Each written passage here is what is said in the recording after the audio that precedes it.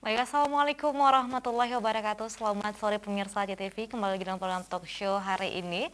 Baik, jika kita berbicara tentang perempuan dan anak, terutama juga anak yang memang harus mendapatkan perlindungan hukum, dan anak juga harus mendapatkan hak-hak anak tersebut. Nah, jika kita berbicara tentang anak juga begitu banyak informasi yang kita temukan bahwa masih banyak juga di Aceh kekerasan terjadi terhadap anak. Dan bagaimana cara untuk meminimalisir hal tersebut? Nah, terutama juga menyangkut bagaimana perubahan ataupun dari Kanun Jinayah Aceh mengenai nomor 6 tahun 2014 terkait pasal yang mengatur tentang kekerasan seksual terhadap anak. Nah, kita akan angkat topik ini, bagaimana sih pentingnya urgensi revisi Kanun Jinayah untuk perlindungan anak di Aceh. Langsung saja kita akan bahas ini bersama selama 1 jam ke depan bersama narasumber kita di sini. Baik, saya akan memperkenalkan narasumber kita. Di sini yang paling dekat sama saya ada Ibu Darwati Agani, anggota DPRA. Assalamualaikum Ibu. Baik, terima kasih sudah hadir di Studio CTV. Dan di samping Ibu ada Tengku Muhammad Yunus, Ketua Komisi 1 DPRA. Assalamualaikum Bapak. Waalaikumsalam. Baik, terima kasih. Dan juga ada Bapak Syahrul SHMH, merupakan Direktur LBH Banda Aceh. Assalamualaikum Bapak. Waalaikumsalam warahmatullahi wabarakatuh. Baik, ini juga terus memperjuangkan juga ini Pak ya, hak perempuan, hak anak, terutama juga melihat bahwa bagaimana Kanun Jinayah ini juga terkait dengan perlindungan si anak ini sendiri, karena juga ternyata anak tidak hanya sebagai korban, tapi anak juga ada sebagai pelaku juga ini Pak, yang mengingat hal tersebut ya. Nah, kemudian apa sih yang menjadi menarik ketika penting sekali untuk direvisi Kanun Jinayah ini? Mungkin menurut Pak Syahrul dulu nih dari lembaga LBH, mungkin mewakili teman-teman dari follower juga ini. Silakan Bapak. Baik, terima kasih. Perlu kita ketahui bahwa kalau kita tarik sejarah sedikit, pasca Perang Dunia Kedua, itu kemudian kan begitu banyak eksploitasi anak, baik segi seksual, kemudian pekerjaan, dan lain-lain. Kemudian negara-negara yang tergabung di PBB pada tahun 1959, dia semakin serius berbicara bagaimana melindungi anak. Dari tahun 59 itu kemudian tahun 89 Baik. baru lahir konvenan tentang hak anak. Artinya ada hampir 15 tahun lebih para pemikir bangsa secara internasional itu mengkonsepkan bagaimana melindungi anak. Artinya ini dilakukan secara serius, secara regulasi nasional. Kemudian di tahun 1990, artinya 2 tahun setelah konvenan internasional tentang hak anak disahkan, Indonesia meratifikasinya melalui Perpres pada tahun 1990. Artinya Indonesia juga merasakan hal yang sama, bahwa anak adalah sumber masa depan, harus kita jaga agar tidak krisis masa depan kita. Kemudian ratifikasi itu diturunkan menjadi undang-undang pada tahun 2002, dan kemudian direvisi untuk dilengkapkan di tahun 2014, dan kemudian direvisi kembali di tahun 2016 semakin komplit. Nah, tentunya kenapa terjadi laju perubahan penyempurnaan undang-undang terkait dengan perlindungan anak? Baik. Karena merasa semakin hari lingkungan perlindungan terhadap anak itu semakin terancam. Artinya kemudian di tahun 2014 yang paling penting ditekankan kan, tahun 2014 kita tahu bahwa terutama kekerasan seksual terhadap anak itu sangat beragam dan sangat kejam. Sudah perlakuannya sudah macam-macam. Udah nggak biasa, udah nggak tersembunyi lagi. Akhirnya direvisi dengan catatan, yang paling penting catatan di perubahan 2014 itu adalah bagaimana menghukum pelaku dengan efek jera yang mumpuni, dan yang kedua adalah bagaimana cara melindungi anak sebagai korban. Yeah. Nah, kemudian itu kembali direvisi di tahun 2016 juga demikian. Menambahkan hukuman-hukuman terhadap pelaku. Begitu juga terhadap anak, memaksimalkan pemulihan anak sebagai korban. Nah, terkait dengan Kanun Jinayah, setidaknya ada 2 pasal yang paling penting di Kanun Jinayah terkait dengan kekerasan seksual terhadap anak, yaitu ada di pasal 47 Kanun Jinayah itu tentang pelecehan seksual. Baik. Dan yang kedua di pasal 50 tentang pemerkosaan. Menariknya adalah kanun jinayah kita ini kenapa harus direvisi? Pertanyaan itu dijawab sebenarnya dengan sederhana, tapi penting perlu dicatat. Kanun kita ini tidak memposisikan anak sebagai korban, tapi hanya semata melihat bagaimana menghukum pelaku. Perlu kita ketahui, kasus kekerasan seksual itu tidak akan pernah selesai hanya sekedar ketok palu hakim. Meskipun pelakunya sudah dihukum, tapi penderitaan yang dialami oleh anak jika tidak dipulihkan, dia akan membawa penderitaan itu sepanjang hidupnya. Bahkan berpotensi menjadi pelaku, karena dia menjadi korban. Nah, kanun jinayah kita tidak berbicara itu. Artinya sama sekali tidak melihat posisi anak sebagai korban. Itu yang pertama. Dan yang kedua, hukumannya juga rendah. Kalau kita lihat di pasal 47 kanun jinayah kita, itu hukumannya hanya 45 bulan. Jika kita bandingkan dengan pelecehan di Undang-Undang Perlindungan Anak, itu bisa 15 tahun. Pemerkosaan juga begitu, meskipun terkait dengan pemerkosaan di kanun jinayah itu lebih tinggi sebenarnya, ada 16 tahun setengah. Tapi perlu diketahui, hukuman itu mandek di 16 tahun. Kalau di Undang-Undang Perlindungan Anak, jika pemerkosaan itu dilakukan oleh keluarga, kerabat, punya hubungan keluarga, guru, itu bisa ditambah sepertiga. Artinya bisa maksimal sampai 20 tahun.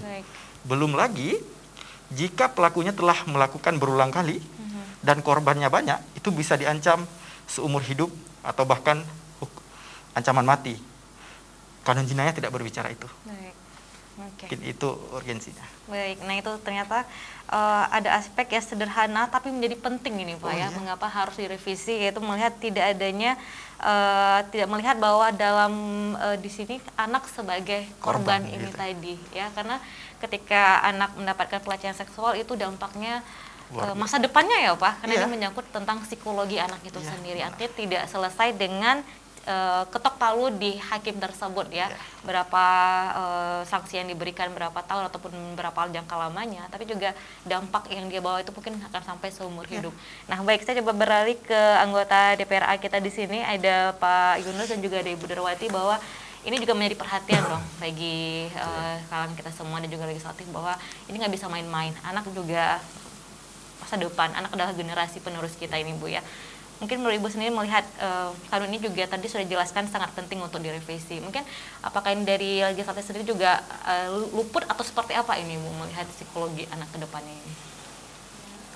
Tentu kita sangat miris ya melihat sekarang kasus kekerasan terhadap anak itu semakin banyak terjadi aja, semakin tinggi.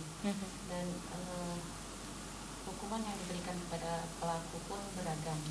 Ada yang hukuman cambuk, ada yang hukuman penjara.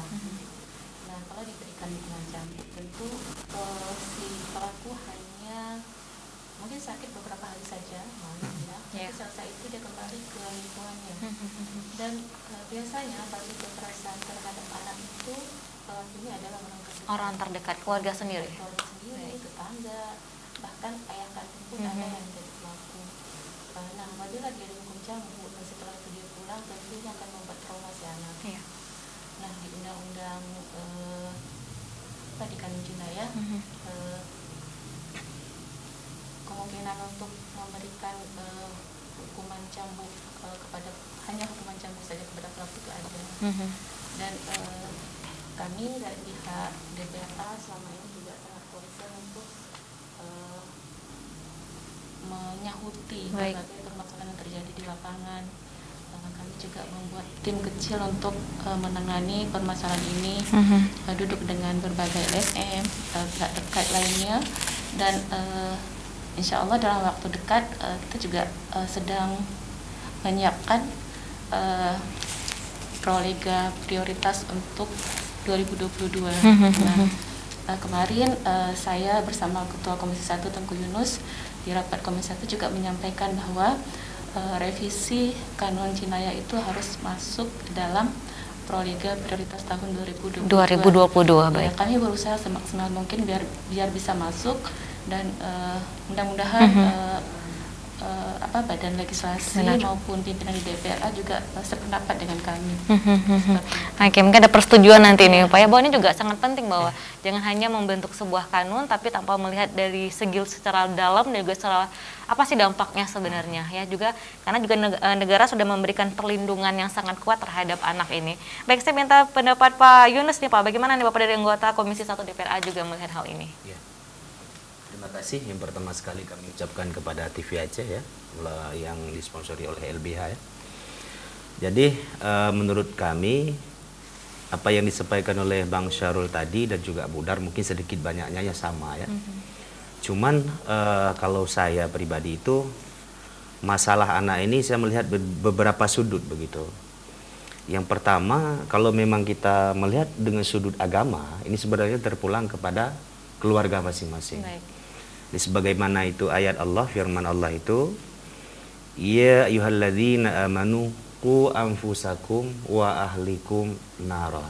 Maknanya, wahai orang-orang yang beriman, jagalah diri kamu dan keluargamu dari api neraka. Maknanya, kita tidak cuman bisa sekedar kita orang tua ibadat, sedangkan anak kita lalaikan begitu. Jadi terpulang semua itu saya rasa itu ayat yang paling keras itu tentang bagian keluarga. Bahkan Al-Quran sendiri itu mengatur itu sebenarnya Al-Quran itu walaupun memang 6.666 ayat itu cuman dia 4 masalah di situ. Yang pertama masalah ibadah, yang kedua masalah muamalah, yang ketiga masalah munakah, yang keempat masalah jinayah. Jinayah ini masalah tentang cara atur keluarga. Si adik mau bawa kita kemana, apakah si abang mau kita apain, begitu sebenarnya. Sebenarnya sangat bagus diatur itu tentang anak, tentang keluarga itu di dalam Al-Quran. Nah, cuman dengan lahirnya kanun jinayah ini sebenarnya ini satu yang sangat luar biasa bagi kita Aceh. Cuman dalam hal implementasinya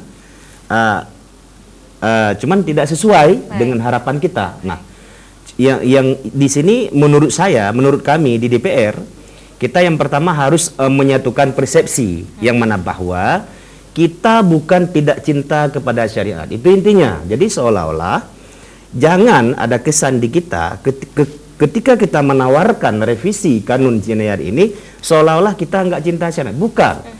Malah kita ingin menguatkan syariat. Itu persepsi yang harus kita dapat bersama.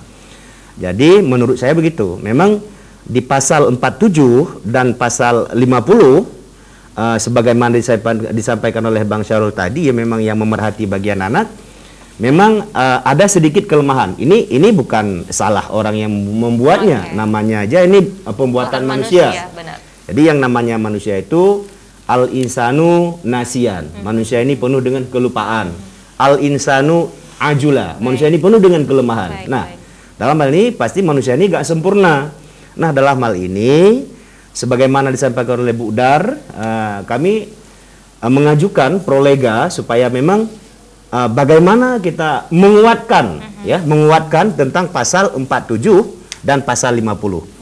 Jadi jangan salah persepsi seolah-olah kita ingin menghilangkan syariat. Yang pertama. Yang kedua, sebenarnya bagus juga itu masalah hukum cambuk. Cuman ini maaf sedikit, tapi sekarang kan yang kita lihat ini kan seolah-olah kan kayak cambuk main-main begitu. Ini mungkin sudah masuk ke arah lain, tapi kami nggak apa-apa, ngomong aja nggak masalah.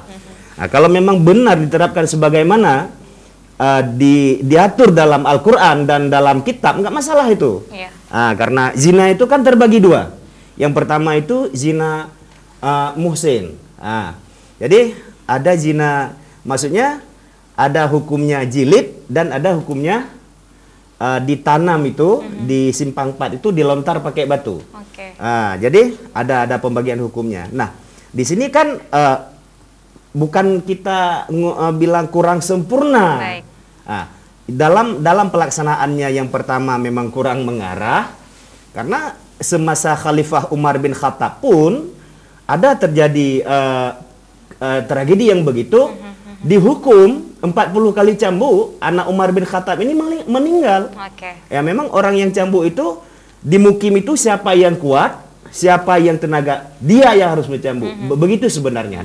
Dalam hal ini dengan retorika perjalanan negara yang begini, saya rasa tidak ada cara lain selain merevisi. Maknanya saya lebih mengarah kepada menguatkan pasal jinayah pasal 47 dan pasal 50 terhadap sana, dan mengatur sebagaimana disampaikan Bang Syarul, bagaimana terhadap si korban.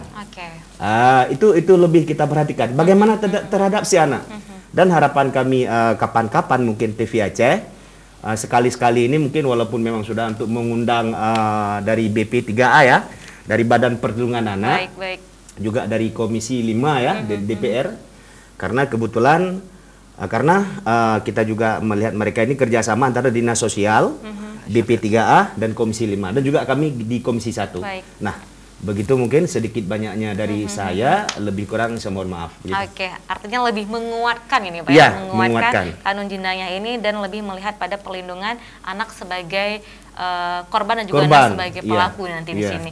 Baik, pemirsa di rumah, kita akan lanjutkan lagi bincang-bincang kita terkait bagaimana urgensi pentingnya revisi kanun jinayah ini untuk perlindungan anak di Aceh. Kita akan lanjutkan usai pariwara berikut ini.